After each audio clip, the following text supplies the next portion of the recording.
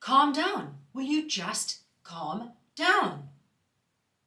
If you've ever been in a heated discussion and one person has said that to someone else, I can guarantee in the history of the world, nobody has calmed down after that.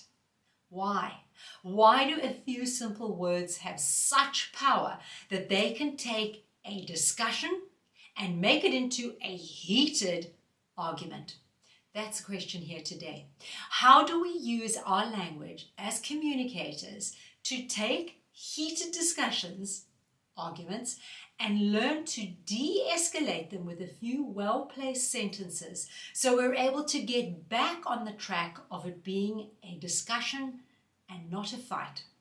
Today I'm going to cover the key elements. These are all words, phrases that you can employ when you get into those normal, heated discussions in order to make sure the outcome is far more productive.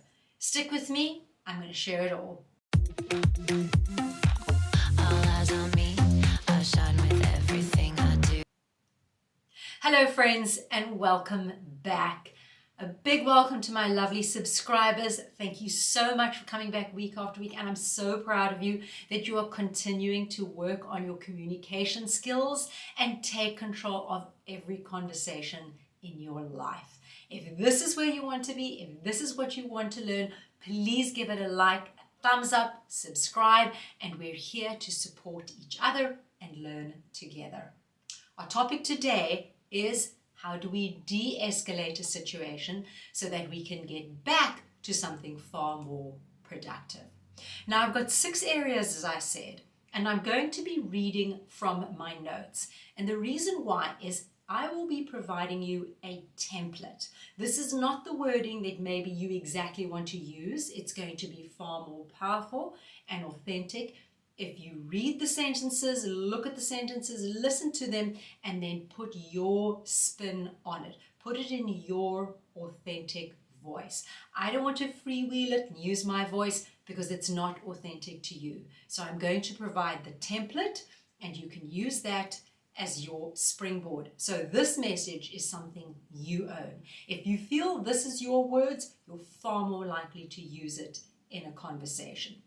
So let's talk about this whole area of heated discussions. As I said, these are part and parcel of our lives everywhere, living in the world, 21st century. It is the nature of what happens on a regular basis. Now, I'm not saying we're going around arguing with people left and right. We most certainly shouldn't be. But in certain situations, work situations, home situations, a discussion can so easily go off the rails, become a massive argument, and nothing gets solved. This is not productive. This is not productive, and both parties walk away feeling disappointed in themselves, angry with each other, and as I say, nothing has been resolved, so they feel helpless. I want to look at the 6 key areas. These are areas that we can think about when we're in a discussion and we feel it's becoming a little heated. We can look for these areas and we can say, right, this is where I can actively, intentionally, and deliberately say these things that I've been able to think through and potentially even practice in the calm of the moment, in the private of my office or my home office, that I can then use in this conversation. Because your goal in these discussions is not to win, it's to find a compromise with the other person. And if you keep the temperature at a normal level, you're much more likely to reach, as I say, a productive outcome. Let's dive right in. The first area is the most basic one, and most of us know this. I'll move through it quickly, and that is acknowledge. You need to acknowledge that the other person is being heard. So even though I do have videos on attentive listening and how you demonstrate you are paying attention, it's even more powerful if you say simple things like, I hear what you're saying. I know we've heard that sentence many times before, but simply injecting it in, I hear what you're saying, will give the other person that relief knowing, the person I'm speaking to isn't tuning out while they think of their own thoughts and how they're going to come back at me. The person I'm speaking to is fully engaged, fully invested, and they actually said, I hear what you're saying. Simple, simple, easy, goes a long way. Let's look at number 2.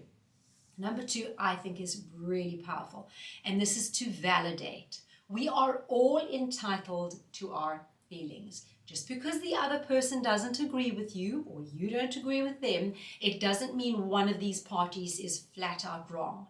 You each have your own point of view. You each have your own emotions that you are entitled to have, right?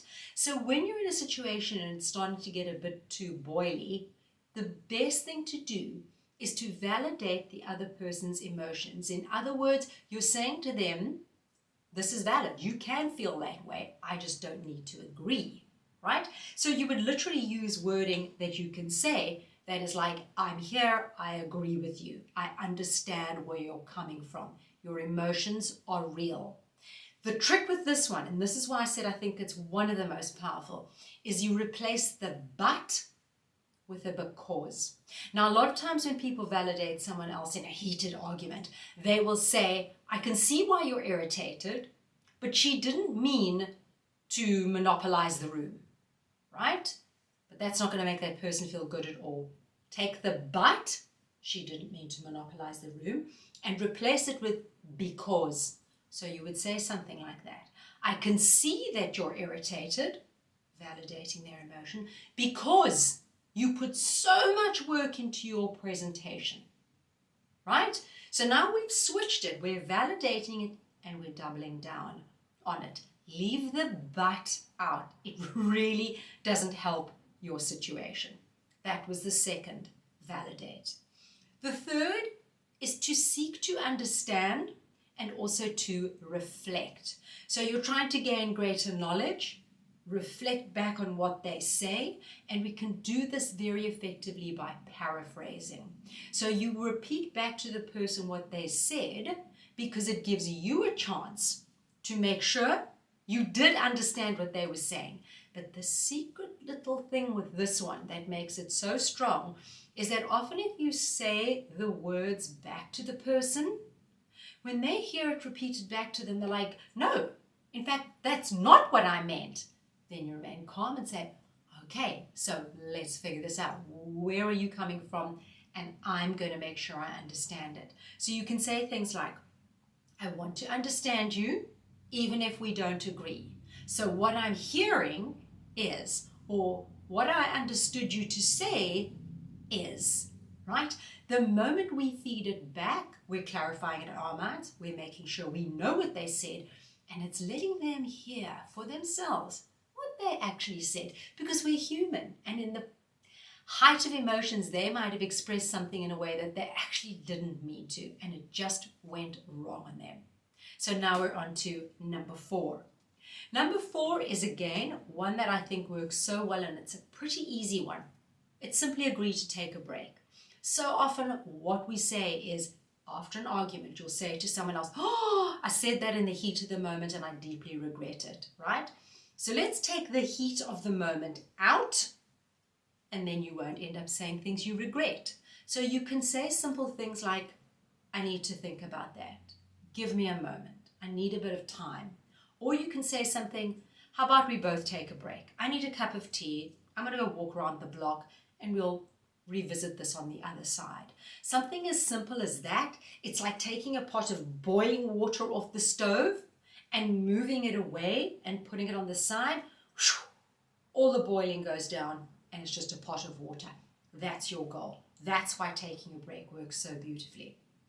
The next one, and this is my favorite, is you need to assure the other person, we're all going to be okay. We're all going to be okay here. From my experience, having worked with so many clients, seen these situations in action, what happens is that when people start getting into an argument, the one person has this side thing going in their head where they're thinking, oh my God, this is it. This is the argument where I end up getting fired. This is the argument where I tell my boss I cannot stand him. This is the argument that causes my partner to walk away from me. This is the argument that breaks everything. But it's not. It's not how life works. It's rarely one thing that causes everything to go asunder. So if you as the super communicator, can reassure the other person, right, that we're going to solve this. Everything's going to be okay. That panic at the back of their head, I'm not going to get fired, my partner's not going to walk away from me, immediately brings them back and helps put them on a calmer route. So simple statements like, we can work this out together, or let's make sure together this never happens again, right? Things like that. It's such an emotional strength to be able to share that. My last one, and this most people know, is just set boundaries. If it's truly getting out of hand and you're not in a good place, you need to let the other person know they've exceeded the point at which you're prepared to stay there. So this is not, let's just take a break and we'll both cool down and come back. It's more, okay, at this point, I can't go any further. And it's often when people start saying things that are really hurtful or using bad language, etc. And that's when you can say something like, we both need to be respectful, even if we disagree. So it's a reminder to yourself and the other person, because it's very rarely is all one-sided, that this is getting a bit of control, out of control here. Let's just draw a boundary and start being a little bit more respectful to each other. Let's calm our language down, let's watch our tone, and let's try to move forward. Now, I'm not saying any of this is easy, but I do know, and I can assure you, that if you think about these areas, pick 2, pick 3 that really resonate with you. As I told you, I have my favorites. Pick ones that really resonate with you, that you can say that reflect who you are. Practice a few of those sentences. Write out your versions of them, and then make sure in that next time it becomes a little heated, that you can pause and think, wait a minute, this is an opportunity to say that. It will create the perfect template for arguments moving forward. I really hope this helps. I'm very sure it's going to. If you have anything to add, drop it in the comments below. And as always, I have other videos that will help you with these technical skills. And of course, I'll see you again next week.